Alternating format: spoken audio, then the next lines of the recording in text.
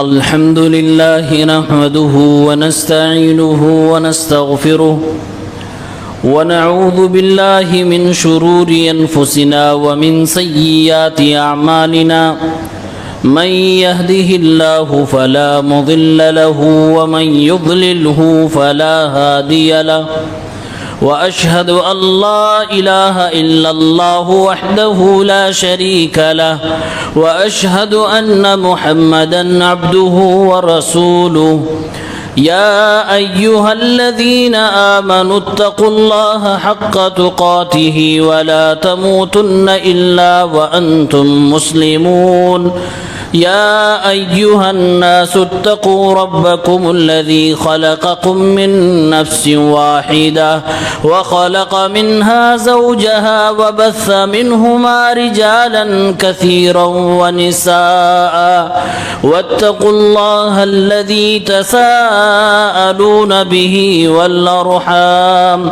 إن الله كان عليكم رقيبا يا أيها الذين آمنوا اتقوا الله وقولوا قولا سديدا يصلح لكم أعمالكم ويغفر لكم ذنوبكم ومن يطع الله ورسوله فقد فاز فوزا عظيما أما بعد فإن خير الحديث كتاب الله وخير الهدي هدي محمد صلى الله عليه وسلم وشر الأمور محدثاتها وكل محدثة بدعة وكل بدعة ضلالة وكل ضلالة في النار.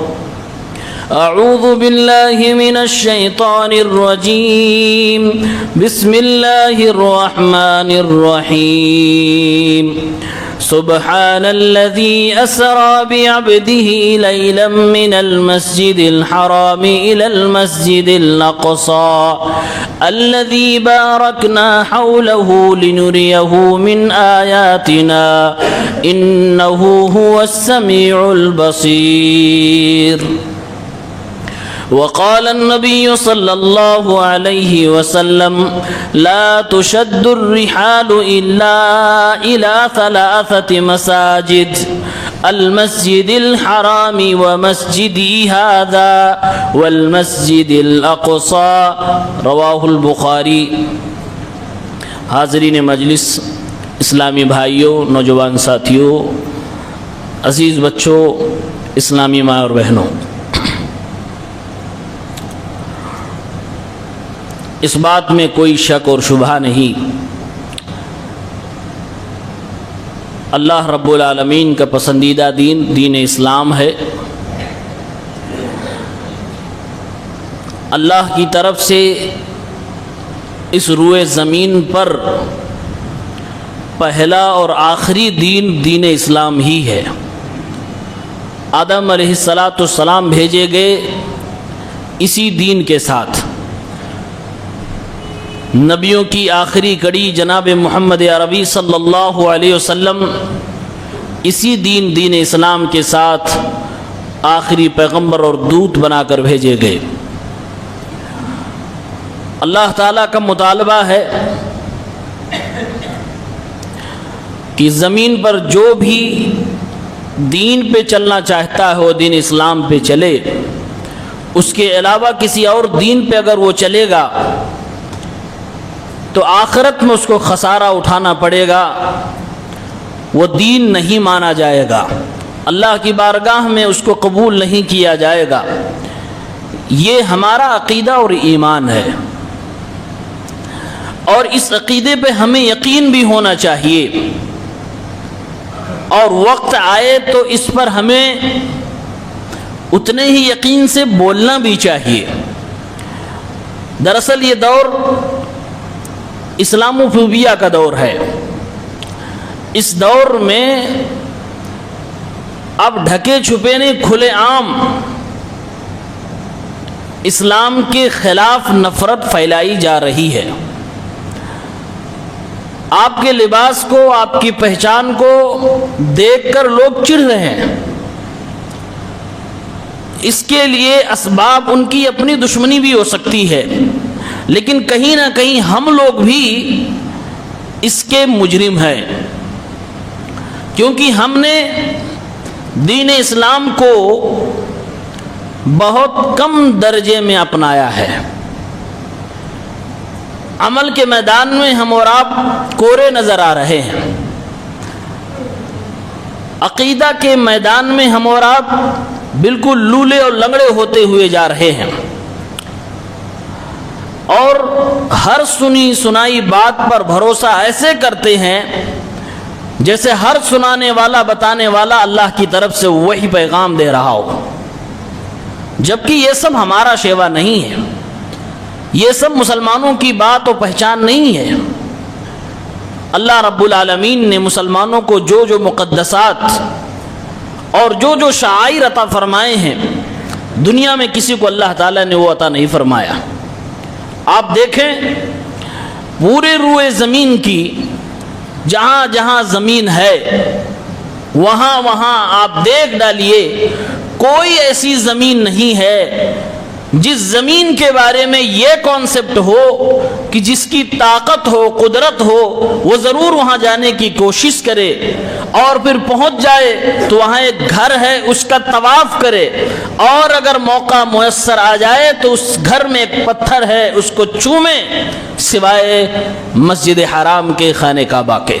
پوری روئے زمین پر اس جیسی کوئی دھرتی نہیں، کوئی زمین نہیں ہے، اور یہ زمین مسلمانوں کے حصے میں آئی ہے، اور یہ وہ زمین ہے جو اللہ رب العالمین کی عبادت کے لیے سب سے پہلے اس زمین پر بنائی گئی تھی۔ اللہ نے قرآن کریم میں سورہ آل عمران میں ارشاد فرمایا ہے، ان اول بیت وضع للناس للذی ببکۃ مبارکا وہدی للعالمین، سب سے پہلا گھر جو اللہ رب العالمین کی عبادت کے لیے بنایا گیا وہ مکۃ المکرمہ کے اندر موجود ہے، جسے خانہ کعبہ کہا جاتا ہے، جسے ہم مسجد حرام کہتے ہیں۔ اللہ رب العالمین نے اس میں دنیا والوں کے لیے ہدایت رکھی، فیہ آیات بینات مقام ابراہیم، اس میں اللہ رب العالمین کو پہچاننے کی واضح نشانیاں ہیں، مقام ابراہیم ہے۔ ومن دخلہ کان آمنا، جو اس میں داخل ہو جائے وہ امن و سکون والا ہو گیا، اس کو امن دے دیا جائے گا۔ وللہ علی الناس حج البیت من استطاع الیہ سبیلا، اور دنیا کے سارے مسلمانوں کے اوپر اللہ رب العالمین کے لیے یہ فرض ہے کہ اگر ان کی طاقت ہو جائے، حیثیت ہو جائے، تو اللہ کے اس گھر کی زیارت کے لیے جائیں۔ وَمَن كَفَرَ فَإِنَّ اللَّهَ غَنِيٌّ عَنِ الْعَالَمِينَ، جو طاقت اور حیثیت کے بعد جانے سے انکار کرے، اللہ تعالیٰ کو اس کی عبادت کی، اس کے حج کی ضرورت نہیں ہے، وہ اللہ رب العالمین کی عبادت سے روگردانی کر رہا ہے، انکار کر رہا ہے، اللہ رب العالمین بے نیاز ہے۔ یہ مبارک زمین اور یہ مبارک مسجد ہمارے حصے میں ہے۔ مسلمانوں کی 3 مسجدیں ہیں جو مقدس ہے۔ ویسے بلا شک و شبہ زمین پر جتنی مسجدیں ہیں وہ اللہ کی پسندیدہ جگہ ہے، لیکن ان مساجد میں سب سے بہترین 3 مسجدیں ہیں۔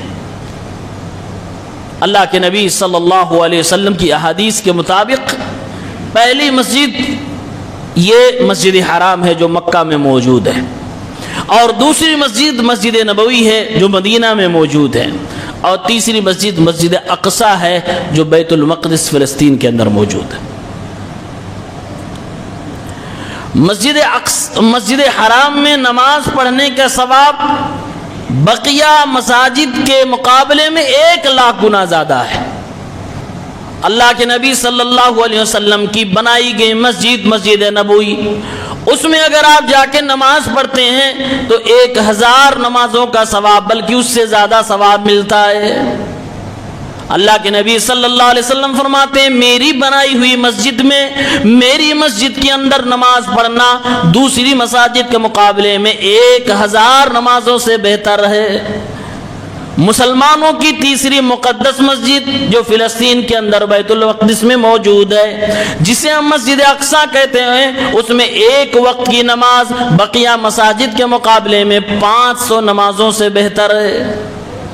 1,00,000 پھر 1,000 اور 500۔ تو مسلمان دنیا کے کسی بھی کونے میں ہو، ان تینوں مساجد سے وہ دلی طور سے اس سے ٹچ ہے، اس سے محبت اس کو ہے، اور وہ اپنی دھارمک سمپتی اس کو مانتا ہے، اور کیوں نہ مانے، اللہ رب العالمین نے اس کو وہ دیا ہے۔ دوسرے الفاظ میں یہ کہہ سکتے ہیں پورے زمین میں اگر سب سے اچھی اور بہتر زمین کوئی ہے تو مسجد حرام کی زمین ہے، اور اس کے بعد اگر کوئی ہے تو مسجد نبوی مدینہ کی زمین ہے، اور اس کے بعد کوئی ہے تو مسجد اقصیٰ جو فلسطین کے اندر ہے وہ زمین ہے۔ یہ تینوں مسلمانوں کی ہیں۔ آپ مسجد حرام کو دیکھیے، یہ سب سے پہلے اس زمین پر اللہ کی عبادت کے لیے بنائی گئی عبادت گاہ ہے۔ اس کے 40 سال کے بعد مسجد اقصیٰ کو بنایا گیا، اور ہمارے نبی صلی اللہ علیہ وسلم جب ہجرت کر کے مدینہ آئے تو آپ نے مدینہ کی مسجد نبوی بنائی ہے۔ مسجد حرام کی فضیلت یہ ہے کہ اس مسجد کے اندر نماز پڑھنا 1,00,000 نمازوں سے بہتر ہے، جیسا کہ آپ کے سامنے ذکر کیا گیا۔ یہی وہ مسجد ہے جس کے اندر مقام ابراہیم بھی ہے، یہی وہ مسجد ہے جس کے اندر ایک گھر ہے جس کا طواف کرنا مسلمان کے لیے مشروع ہے، حلال ہے اور جائز ہے۔ یہی وہ مسجد جس کے اندر ایک پتھر ہے جو جنت سے لایا گیا ہے، اس پتھر کو چومنا ہمارے نبی صلی اللہ علیہ وسلم کی سنت ہے۔ یہ مسلمانوں کا قبلہ ہے۔ مسلمان دنیا کے کسی بھی کونے میں ہو، نماز اگر پڑھے گا تو اس کا چہرہ اسی مسجد کی طرف، اسی خانہ کعبہ کی طرف ہوگا۔ تو ایک مسلمان کیوں نہیں اس مسجد سے دلی طور سے لگاؤ رکھے گا؟ اس مسجد کی حفاظت، اس مسجد کا امن و سکون کے ساتھ رہنا، ہر مسلمان کے دل میں امن و سکون کا ہونا، یہی مطلب ہوتا ہے۔ ایسا ہو ہی نہیں سکتا کہ اس مسجد کے اوپر کوئی ظالم حملہ کرے اور دنیا کا کوئی مسلمان کسی بھی کونے میں ہو اور وہ چین و سکون سے بیٹھا ہوا ہو، اسے کوئی فرق نہ پڑے۔ اگر حقیقت میں وہ مسلمان ہے تو اس کو اس مسجد سے لگاؤ ہے۔ اور مسلمانوں کی دوسری مسجد 1,000 نمازوں والی مسجد نبوی، جس کو اللہ کے نبی صلی اللہ علیہ وسلم نے اپنے ہاتھوں سے بنایا۔ اللہ کے نبی اس کو بناتے وقت دعا فرما رہے ہیں، اے اللہ رب العالمین، اللہم ان الاجر اجر الاخرہ فرحم الانصار والمہاجرہ، اے اللہ رب العالمین، اس مسجد کے بنانے کا جو اجر ہے وہ آخرت میں اجر ہم لینا چاہتے ہیں، اور یہ انصار و مہاجرین جو ہمارے ساتھی، ہمارے صحابہ ہمارے ساتھ مل کر اس مسجد کو بنا رہے ہیں، اے اللہ تعالیٰ ان سب کے اوپر رحم فرما اور ان کو بخش دے۔ اللہ کے نبی کام کرتے جا رہے ہیں اور دعا کرتے جا رہے ہیں۔ یہ مسجد نبوی جو 2 یتیم بچوں کی زمین تھی، ان کی اپنی خود کی زمین تھی، جس کے اوپر وہ کھجور کے درخت بھی لگا رکھے تھے۔ وہ چاہتے تھے کہ اللہ کی راہ میں اس کو وقف کیا جائے، اللہ کے نبی کو فری میں دینا چاہتے تھے، لیکن اللہ کے نبی صلی اللہ علیہ وسلم نے اس کو نہیں لیا فری میں۔ آپ نے مال ادا کیا، اور روایات کے مطابق 10 دینار کے اندر اس کو خریدا گیا، بس 10 دینار میں، اور وہ 10 کے 10 دینار حضرت ابو بکر صدیق رضی اللہ تعالیٰ عنہ کے مال سے ادا کیا گیا۔ کوئی چندہ نہیں، حضرت ابو بکر نے اکیلے 10 دینار اس مسجد کو بنانے کے لیے زمین خریدی، اللہ کے نبی صلی اللہ علیہ وسلم کے ہاتھوں اس کو ادا کیا گیا۔ یہ مسجد نبوی ہے۔ اور پھر اس کو صحابہ کرام نے، حضرت عمر نے، حضرت عثمان نے توسیع کی۔ 1000 نماز پڑھنے کا ثواب اس میں دیا جا رہا ہے۔ اللہ کے نبی کی ہاتھوں کی بنائی ہوئی مسجد ہے۔ قرآن کریم میں جس مسجد کے بارے میں اللہ تعالیٰ نے فرمایا، اے اللہ کے نبی صلی اللہ علیہ وسلم، یہ وہ مسجد ہے جو پہلے دن سے ہی تقوی کی بنیاد پر بنائی گئی، لمسجد اسس علی التقوی من اول یوم احق ان تقوم فیہ، پہلے دن سے بنانے والوں کی نیت خالص تھی، کوئی دکھاوا نہیں، اللہ تعالیٰ کی عبادت کے لیے، تقوی و پرہیزگاری کے لیے مسجد بنائی گئی۔ اے اللہ رب العالمین اس مسجد کے بنانے والوں کو تو معاف فرما دے، اے اللہ تعالیٰ ان کو اپنی جنت میں جگہ عطا فرما دے۔ اللہ نے خود اپنے نبی سے کہا احق ان تقوم فی، اے نبی اس مسجد کا حق بنتا کہ آپ اس کے اندر نمازیں پڑھیں۔ مسجد نبوی دنیا کی جتنی مساجد خلوص نیت سے بنائی جاتی ہیں وہ سب تقوی کی بنیاد پہ ہوتی ہیں، لیکن پہلی مسجد قباء، مسجد نبوی سب تقوی کی بنیاد پر بنائی گئی تھی۔ لیکن اللہ کے نبی صلی اللہ علیہ وسلم نے جس مسجد کو اختیار کیا، جس مسجد کے لیے جگہ کے سلیکشن میں اللہ تعالیٰ نے جبرائیل علیہ السلام کے ذریعے سے اونٹنی کو وہاں پر بٹھایا، یعنی اللہ تعالیٰ کی بھی مرضی تھی، جبرائیل کی بھی مرضی تھی اور رسول اللہ صلی اللہ علیہ وسلم کی بھی مرضی تھی، وہ مسجد نبوی ہے۔ اس سے بھی مسلمان جڑا ہوا ہے۔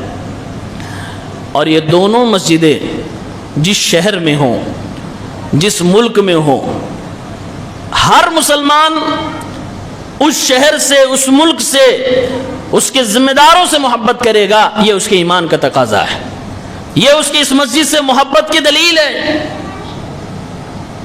یہ اس کی اس مسجد سے حفاظت اور اس کی نگرانی کے باب میں اس کا تعاون ہے۔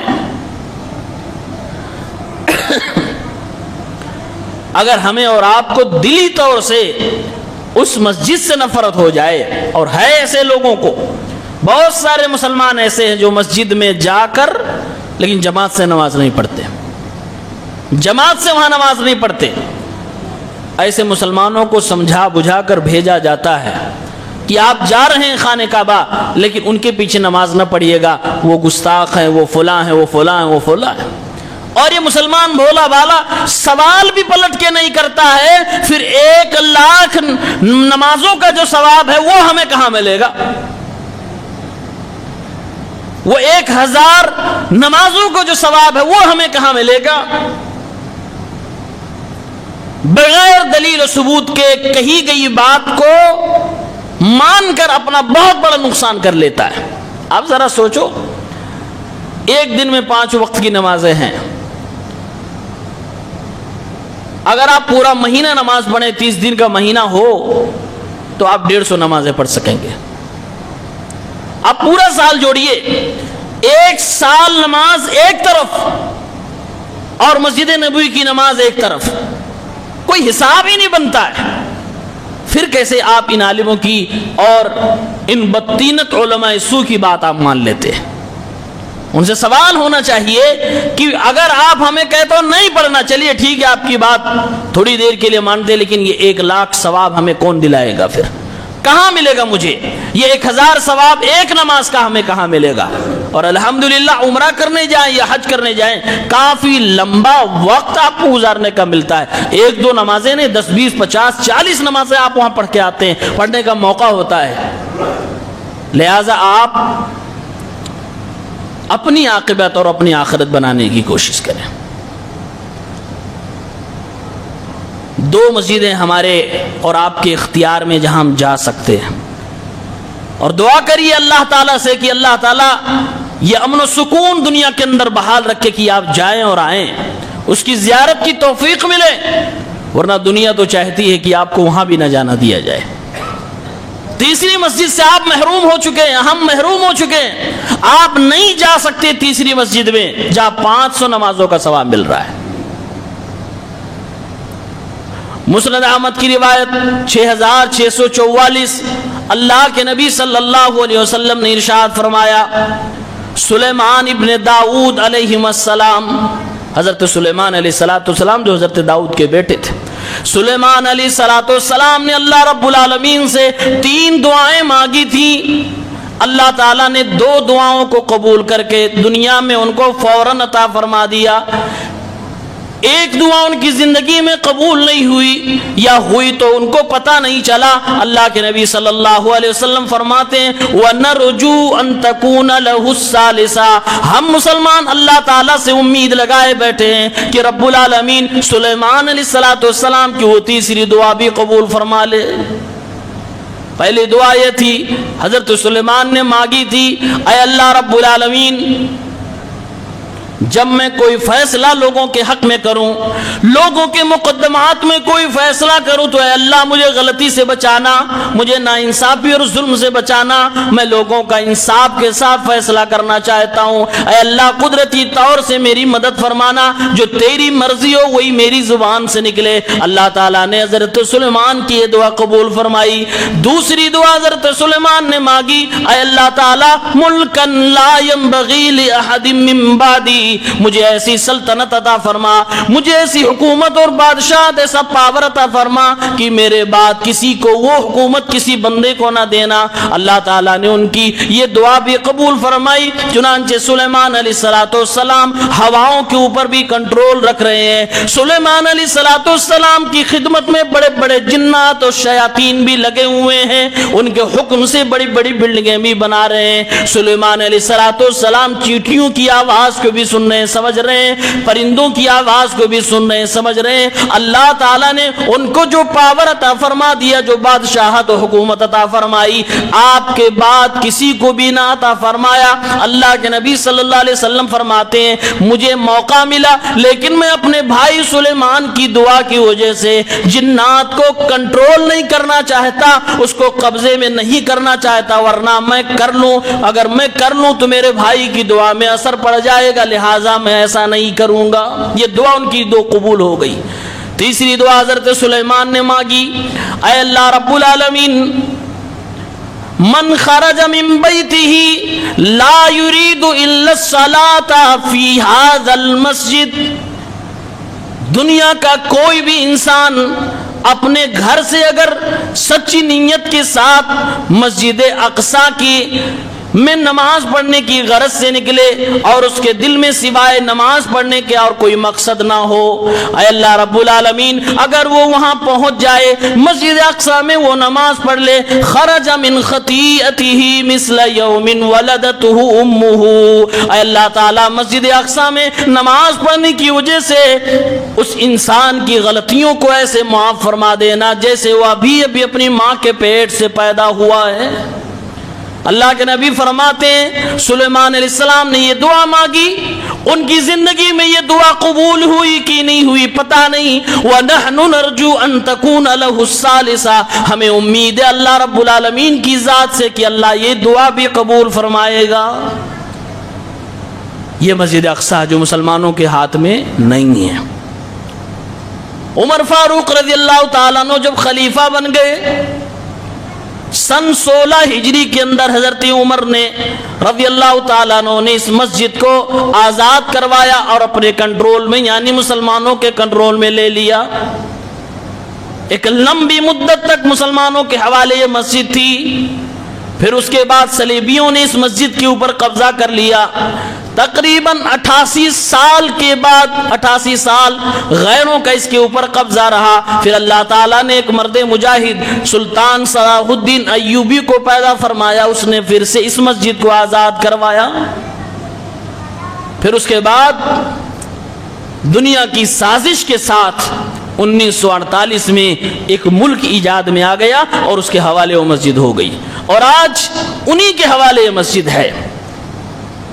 اس لیے مسلمان نماز پڑھتا ہے تو ایک طرف اللہ سے اس کا دل لگا ہوا، دوسری طرف کوئی بھروسہ نہیں کس لمحے بم پھٹے، کوئی بھروسہ نہیں کس لمحے وہ گولیوں کے نشانے پہ آ جائے، کوئی بھروسہ نہیں نماز پڑھنے آیا واپس گھر جائے کہ نہیں جائے، ہر وقت اس کی جان کا خطرہ بنا ہوا ہے۔ یہ وہی مسجد ہے جس مسجد میں 500 نمازوں کا ثواب دیا جاتا ایک وقت پڑھ لینے سے۔ عمر فاروق رضی اللہ تعالیٰ عنہ اس مسجد کو فتح کرنے کے لیے جب اس شہر کے اندر داخل ہونے لگے، انہی لوگوں نے عمر کو دیکھ کر کہا تھا یہ مسلمانوں کا عظیم رہنما، یہ مسلمانوں کا خلیفہ، یہ امیر المومنین کیسے ہو سکتا ہے؟ یہ تو خود پیدل چل رہا، اپنے غلام کو اپنی سواری پہ بٹھا رکھا ہے، یہ کیسے مسلمانوں کا اتنا بڑا عظیم رہنما ہو سکتا ہے؟ اس کے پیر میں تو چپل و جوتے بھی نہیں ہے، بدن کے اوپر جو کپڑا ہے اس کے اندر بھی کئی پابند لگے ہوئے ہیں، اور حضرت عمر جا کر زمین کے اوپر بیٹھ جاتے ہیں، کہنے والے سے کہتے ہیں دیکھو میرا کرتا بہت پرانا ہو چکا ہے، بہت گندا ہو چکا ہے، اس کو دھلنے کا انتظام کرو اور مجھے بطور کرایہ ایک کرتا دے دو۔ یہ مسلمانوں کا امیر المومنین دوسرے خلیفہ حضرت عمر رضی اللہ تعالیٰ عنہ نے اس دن کیا۔ اس دن ان کی یہ حالت ہے جس دن بیت المقدس مسجد اقصی کو سن 16 ہجری میں فتح کیا گیا، اور یہودی نصرانی ان کی اسی سادگی کے اندر جو رویالٹی تھی، جو ہیبت تھی، وہ دیکھ کر ڈر گئے۔ بغیر کسی لڑائی کے ان لوگوں نے حضرت عمر کے حوالے مسجد اقصی کر دیا۔ کوئی لڑائی نہیں کرنی پڑی تھی، مسلمانوں کا وہ روب و دبدبا تھا، وہ حضرت عمر نے، حضرت ابو بکر نے، اور ان سے پہلے جناب محمد عربی صلی اللہ علیہ وسلم نے اللہ کے فضل و کرم سے بنایا ہوا تھا۔ آج وہ مسلمان اپنا دبدبا، اپنا روب، اپنا سب کچھ کھو چکا ہے، اس کی حالت بڑی خستہ ہے۔ یہ 3 مساجد آپ کی ہیں، اللہ تعالیٰ نے اس پر پہلا حق مسلمانوں کا رکھا ہے، مسلمان ہی اس کی حفاظت کر سکتے ہیں، انہی کا اپنا حق ہے، لیکن نہیں، دوسرے لوگ بھی کہتے نہیں میرا ہے۔ یہودی کہتے ہیں کہ ہمیں ہیکل سلیمانی کو دوبارہ بنانا، لہذا ہم کو اس کو گرانا پڑے گا، اس کو گرانا چاہتے ہیں۔ اور آپ کو سن کر بڑا تعجب ہوگا، قرآن کریم کی جو آیت سورہ اسراء جس کے اندر مسجد اقصی کا نام آیا ہوا ہے، اس مسجد کو مسجد الانبیاء بھی کہتے ہیں، نبیوں کی مسجد ہے یہ۔ اور آپ کو معلوم ہوگا جب اللہ کے نبی کو معراج پر اللہ تعالیٰ نے بلایا تو نماز اللہ کے نبی صلی اللہ علیہ وسلم نے اسی مسجد میں آ کر ادا کی، اور آپ کے پیچھے سارے انبیاء تھے، یہیں سے اللہ کے نبی کو ٹائٹل ملا امام الانبیاء، نبیوں کے امام، امام المرسلین، رسولوں کے امام۔ اسی مسجد میں اللہ کے نبی نے نبیوں کی امامت کرائی تھی۔ اللہ کے نبی صلی اللہ علیہ وسلم مسجد حرام سے مسجد اقصی گئے جبرائیل کے ساتھ براق پر، وہاں پر اللہ کے نبی صلی اللہ علیہ وسلم نے امامت کرائی، اور پھر جبرائیل کے ساتھ 7 آسمانوں کے اوپر سیر کر کے گئے، 7 آسمانوں کے اوپر گئے، اللہ تعالیٰ سے ملاقات ہوئی، اللہ تعالیٰ سے بات چیت ہوئی، نمازوں کا تحفہ لے کر اللہ کے نبی واپس چلے آئے۔ اللہ کے نبی اور سارے نبیوں کی ملاقات کا اسٹیشن اور وہ جگہ کون سی جگہ؟ یہی مسجد اقصی ہے، اسی لیے اس کو مسجد الانبیاء کہا گیا۔ قرآن میں اللہ تعالیٰ نے اس کو یوں بیان فرمایا، سبحان الذی اسری بعبدہ لیلا من المسجد الحرام الی المسجد الاقصی الذی بارکنا حولہ۔ بڑی بابرکت ہے وہ ذات، بڑی پاک ہے وہ ذات جس نے اپنے بندے، اپنے خاص بندے جناب محمد عربی صلی اللہ علیہ وسلم کو مسجد حرام مکہ المکرمہ سے لے کر مسجد اقصی فلسطین تک کی راتوں رات میں سیر کرائی، اور پھر راتوں رات وہاں سے آسمانوں کی معراج کرائی گئی، اللہ کے نبی کی ملاقات اللہ تعالیٰ سے کرائی گئی، بات چیت کرائی گئی۔ اللہ نے فرمایا یہ مسجد اقصی الذی بارکنا حولہ، اس کے ارد گرد میں نے بڑی برکتیں رکھی ہے، لنریہ من آیاتنا، اللہ تعالیٰ نے نبی کو اس لیے سفر کرایا تاکہ اپنی نشانیاں اپنے نبی کو دکھائیں۔ اللہ تعالیٰ اپنے نبی کو نشانیاں دکھانے کے لیے یہ سفر کروا رہا ہے، اور راستے میں یہ مسجد اقصی پڑ رہی ہے۔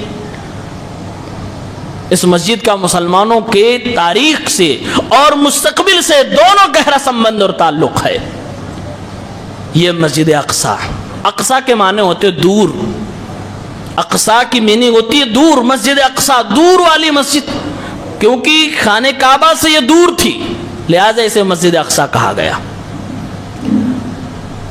یہودی کہتے ہیں کہ یہ مسجد ہم نہیں مانتے، اور ان کے یہاں بعض فرقے ایسے جو کہتے ہیں یہ مسجد زمین پہ ہے ہی نہیں، مسجد اقصی جس کا ذکر قرآن کرتا ہے یہ زمین پہ نہیں ہے، اور یہ جو زمین پہ ہے وہ نہیں ہے جو قرآن میں، اس کو توڑ کے ہم ہیکل سلیمانی بنانا چاہتے ہیں۔ اور آپ کو تعجب ہوگا، رافضیت مسلمانوں کا ایک فرقہ ایسا ہے جس کے بہت سارے علماء اپنی کتاب میں یہ بات لکھتے ہیں اور بول بھی رہے ہیں کہ مسجد اقصی نام کی اسلام میں کوئی مسجد نہیں ہے. مسجد اقصی نام کی اسلام میں کوئی مسجد نہیں ہے. تو پھر بھائی یہ قرآن میں جو کہا گیا من المسجد الحرام الی المسجد الاقصی، یہ کون سی مسجد کی بات ہو رہی ہے؟ نبی کریم مسجد حرام سے کس مسجد اقصی میں گئے تھے؟ کہتے ہیں یہ مسجد اقصی آسمان میں ہے، یہ زمین پہ ہے ہی نہیں. اس کے وجود کا انکار، اور جو یہ مسجد اقصی نام کی چیز بیت المقدس میں موجود ہے، اس سے افضل تو کوفہ کی مسجد ہے. یہ ان کے علماء کا کہنا ہے. یہ ان کی تفسیر کی کتابوں میں اسی آیت کے نیچے لکھا ہوا ہے. یہ کون لوگ ہیں؟ یہ رافضی لوگ، جن کے ہاں یہ عقیدہ ہے. اب سوال تو بنتا ہے کہ یہ مسجد جو کئی سالوں سے غیروں کے قبضے میں ہے، اس کو آزاد کرانے کے لیے، اس کو امن و سکون کے ایریے میں لانے کے لیے جو دنیا کوششیں کر رہی ہے، تو جن کا عقیدہ یہ ہے کہ یہ ہے ہی نہیں زمین پہ، وہ پھر اس میں کیوں بندروں کی طرح کود رہے ہیں؟ وہ پھر کون سی لڑائی لڑ رہے ہیں؟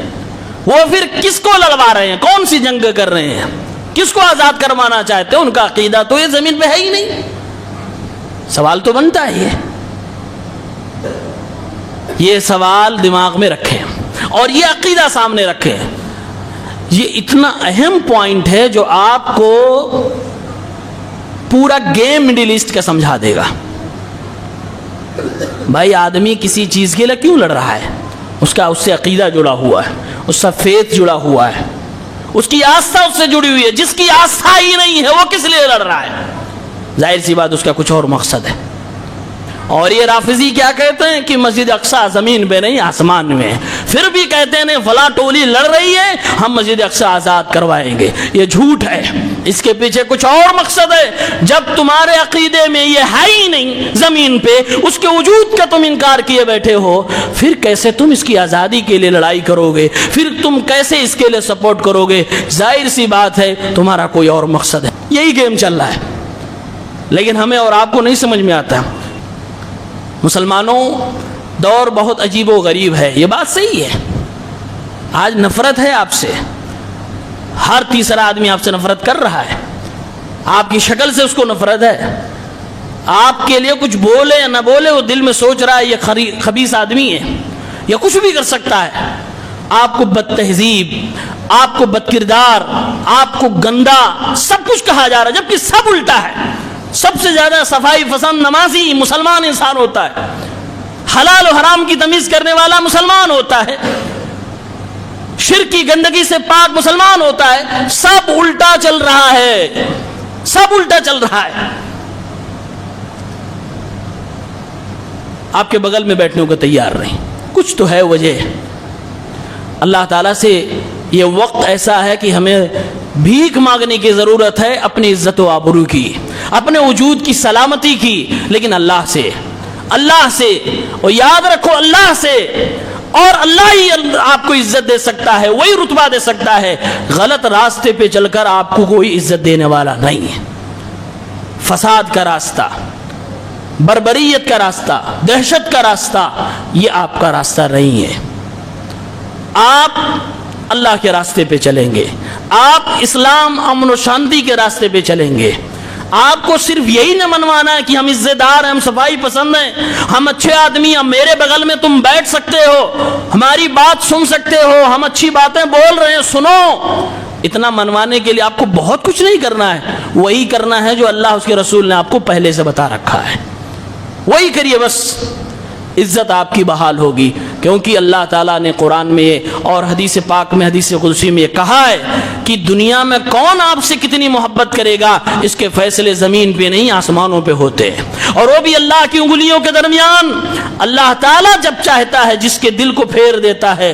جو صبح آپ کا دوست تھا شام کو دشمن ہو سکتا ہے، جس سے آپ کی دوستی یاد تھی کل کو آپ کا جانی دشمن ہو سکتا ہے. یہ سب کچھ آسمان پہ فیصلے ہو سکتے ہیں. لہٰذا دوستی اور دشمنی، محبت، یہ نفرت، یہ سب کچھ کے لیے اگر آپ کو رابطہ کرنا ہے، اس کو بنانا ہے، تو اللہ سے بنائیے، اللہ سے رابطہ لگائیے، اللہ سے تعلق بنائیے۔ اللہ تعالیٰ دلوں کے حالات کو بدلنے والا ہے۔ رب العالمین ہمارے مشاعر مقدسہ کی حفاظت کرنے والا ہے۔ اللہ سے دعا کریں رب العالمین ہماری مساجد ثلاثہ کو، مسجد حرام، مسجد نبوی، مسجد اقصیٰ کی حفاظت فرمائے۔ رب العالمین جیسے ہمیں موقع نصیب فرما رہا ہے مسجد حرام، مسجد نبوی کی زیارت کی، اللہ تعالیٰ اس تیسری مسجد کی زیارت کی بھی توفیق عنایت فرما۔ اللہ رب العالمین ہمارے نبی کریم صلی اللہ علیہ وسلم کو جس طرح سے ان کے ذکر کو تو نے بلند کیا ہے، بلند کرتا رہا ہے، رب العالمین جو بھی ان کی عزت و آبرو کے پیچھے پڑا ہے تو اسے نپٹنے کے لیے کافی ہے۔ اللہ تعالیٰ ہم مسلمانوں کو اپنی عزت و آبرو کی حفاظت کرنے کی توفیق دے۔ اللہ ہمارے حالات کو تو سدھار دے، ہمارے تعلقات کو تو بہترین بنا دے، ہمارے اخلاق و کردار، عقائد اور ہمارے عمل کو تو درست فرما دے۔ رب العالمین ہمیں سچا اور پکا مسلمان بنا دے، ہمیں امن و شانتی کے ساتھ رہنے والا انسان بنا دے۔ رب العالمین ہمارے سینے میں ایک رحم دل ہو۔ اے اللہ رب العالمین ہم انسانوں کی بھلائی چاہتے ہیں، ہم جانوروں تک کی بھلائی، کیڑے مکوڑوں کی بھلائی چاہتے ہیں۔ رب العالمین تو ہمیں اس کی توفیق عنایت فرما۔ جس طریقے سے اسلام دنیا کے ایک بہترین تیری طرف سے بنایا گیا دین ہے، اے اللہ تعالی ہمیں اس دین کو اسی طرح سے ریپریزنٹ کرنے کی توفیق عنایت فرما اور اسی طریقے سے ہمیں اپنانے کی توفیق دے۔ آمین یا رب العالمین۔